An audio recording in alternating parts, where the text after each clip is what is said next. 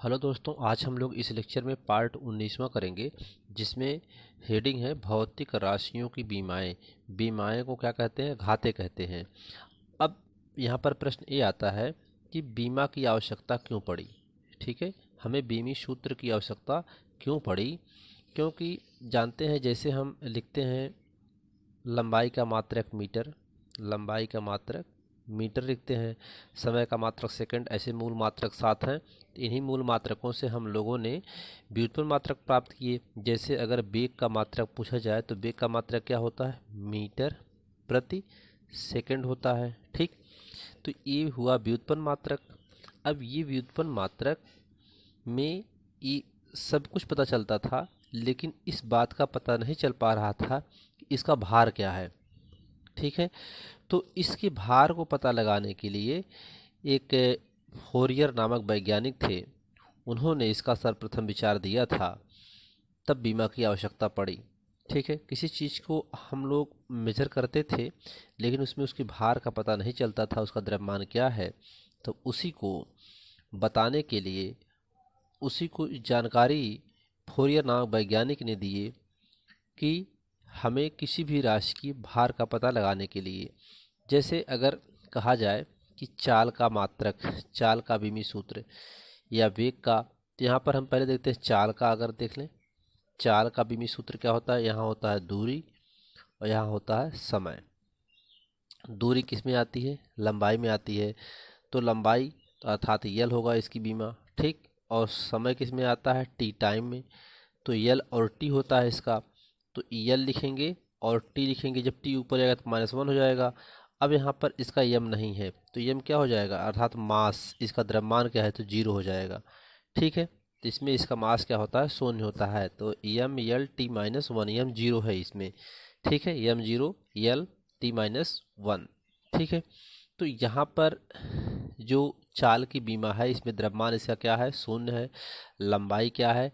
1 है, यहाँ पर लंबाई 1 लिख सकते हो। समय क्या है? -1 है। ठीक है, तो किसी भी भौतिक राशि की गई मात्रक हो सकते हैं, कई मात्रक हो सकते हैं। कोई भी भौतिक राशि हो, उसके कई मात्रक हो सकते हैं। जैसे ये दूरी बटा समय है, तो इसको हम सीजीएस पद्धति में लिख सकते हैं या एफपीएस में लिख सकते हैं। ठीक है, तो उसके कई मात्रक हो सकते हैं, परंतु उसकी बीमाएं समान होंगी। उसकी बीमा क्या होगी? समान होंगी। जैसे भी चाल में आप देखेंगे, चाल का मात्रक क्या लिख सकते हो? सेंटीमीटर प्रति सेकंड लिख सकते हैं, या इसको आप क्या लिख सकते हैं? मीटर प्रति सेकंड लिख सकते हैं, या क्या लिख सकते हैं? किलोमीटर प्रति घंटा लिख सकते हैं। ठीक है, तो इसके कई मात्रक हो सकते हैं, इतने मात्रक हम इसके लिख सकते हैं। लेकिन बीमा जो होगी वह यल टी -1 ही होगी, यम 0 यल टी -1 ही होगी।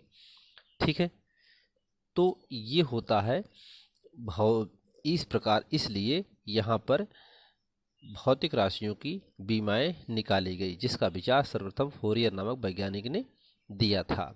ठीक है, अब आइए आपको इसकी परिभाषा बताते हैं।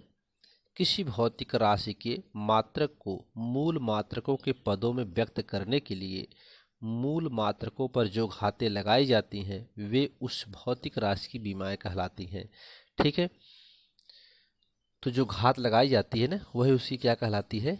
बीमा कहलाती है। यानी अगर जैसे ये चाल है, तो चाल का बीमा क्या है? यम 0 यल टी -1 है। इसकी बीमा क्या है? 0 है, यहाँ पर 1 लिख सकते हैं, 1 है, -1 है। तो ये इसकी बीमाएं हैं, जो घातें लगाई जाती हैं, यही इसकी क्या कहलाती हैं? बीमाएं कहलाती हैं। किसी भौतिक राशि की बीमा व मूल मात्रक को अंग्रेजी के बड़े अक्षर में लिखते हैं।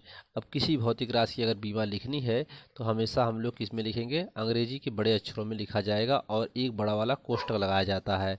ठीक है, ये ध्यान रखना है। तो बड़े अक्षरों में लिखते हैं तथा इसे बड़े कोष्ठक में लिखते हैं। ठीक, जैसे क्षेत्रफल की बीमा, तो क्षेत्रफल बराबर होता है लंबाई गुणे चौड़ाई। तो लंबाई को यल, लंबाई क्योंकि लंबाई यल है और चौड़ाई भी लंबाई में आती तो यल होगा, तो यल गुणा यल में करोगे तो एक एक घात रहती है, घाते 2 हो जाएगा। हमेशा बड़े कोष्ठक में लिखते हैं, तो क्षेत्रफल की बीमा यल 2 हो जाएगी। ठीक है, ऐसे लिख सकते हैं। अब इसमें अगर इसको क्षेत्रफल को पूरी तरीके से डिफाइन करना चाहेंगे, तो यहाँ पर आप देखिए पूरी बीमा लिखेंगे तो यम 0 यल 2 t0 ऐसे। समय भी शून्य है, द्रव्यमान भी शून्य है, केवल लंबाई है। इसमें शुद्ध संख्याओं की कोई बीमा नहीं होती है। जैसे 1 2 3 pi e x log x sine theta cos theta आदि, ये सब जो शुद्ध संख्या होंगी, पूर्ण संख्याएं, उनकी कोई बीमा नहीं होती है। ठीक है। बीमीय सूत्र। अब बीमा तो हम लोग जान गए कि जो मूल मात्रक के पदों में जो उसके घात चढ़ाई जाती है वही क्या कहलाती है, बीमा कहलाती है, यानी घात को ही बीमा कहते हैं। अब बीमी सूत्र क्या होता है, मूल राशियों के बीमी संकेत, ये सब बीमी संकेत हैं, M L T theta ampere जो होता है, ये सब क्या है, बीमी संकेत है कि पदों में घाते लिखने को बीमी सूत्र कहते हैं। यानी यही पूरा जो है क्या कहलाएगा, बीमी सूत्र कहलाएगा। यानी जो ये मूल राशियों के जो बीमी संकेत होते हैं, इन पर जो घात लगाई जाती है वही क्या कहलाते हैं, बीमी सूत्र कहलाते हैं। तो जैसे यहाँ पर देख सकते हैं आप, कार्य का बीमी सूत्र, कार्य बराबर होता है बल गुणे विस्थापन, बल बराबर क्या होता है, द्रव्यमान गुणे त्वरण, और विस्थापन विस्थापन रहेगा, द्रव्यमान का क्या होता है किलोग्राम, और त्वरण क्या होता है मीटर प्रति सेकंड होता है, विस्थापन का मीटर होता है मात्रक। ठीक है। द्रव्यमान का मात्रक किलोग्राम, त्वरण का मात्रक मीटर प्रति सेकंड स्क्वायर, और विस्थापन का मीटर। तो किलोग्राम को किलोग्राम, मीटर मीटर गुणे मीटर करोगे तो मीटर स्क्वायर हो जाएगा, और सेकंड स्क्वायर ऊपर जाएगा तो -2 हो जाएगा। ठीक है। तो ये किलोग्राम द्रव्यमान है, इसका मात्रक तो यम होगा, और मीटर स्क्वायर है तो मीटर यल होगा, लंबाई में आता है मीटर तो यल2 हो जाएगा, और सेकंड समय में आता है तो t-2 हो जाएगा। ठीक है। तो ये हो गया ml2 t-2, ये इसका बीमा हो गया, कार्य की बीमा हो गई, और इसी को कहते हैं बीमी सूत्र। यह कार्य का बीमी सूत्र है, तथा कार्य की बीमाएं 1 2 -2 है। यहाँ पर 1 लिख सकते हैं, 1 है, 2 है, -2 है। अगर बीमा पूछी जाएगी तो जो घात होती है वही बीमा बताई जाती है। ठीक, घात को ही बीमा बोलते हैं। और बीमी सूत्र पूरा मिलकर के जो ये बीमी संकेत है, बीमी संकेत पे जो घात लगाएगी पूरा मिलकर के बड़े कोष्टक में ये बीमी सूत्र बन जाता है। ठीक है। इसके बाद आगे है इसमें बीमी समीकरण। बीमी समीकरण क्या होता है,